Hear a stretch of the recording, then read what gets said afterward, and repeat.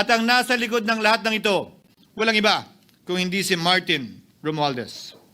Ginoong Pangulo, sinisi po sa akin ni Speaker Romualdez ang pagkakatanggal kay Congressman Zaldico. Sinisi po niya sa akin ang pag-FLR or for late release ng kanilang mga proyekto. Sinisi po niya sa akin ang pagkakadismiss ng impeachment complaint laban kay VP Sara na nakikita niyang makakatunggali niya sa susunod na halalan.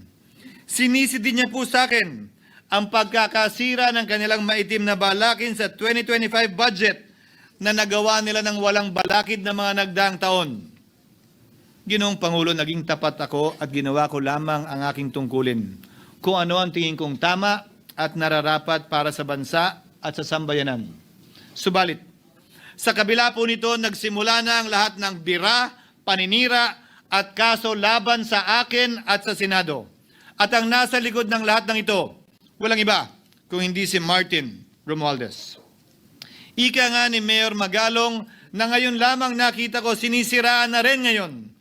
Bakit ko ba nilabanan at binisto sila Speaker Romualdez mula noon hanggang ngayon kung kasabwat at kasapakat lang din nila ako?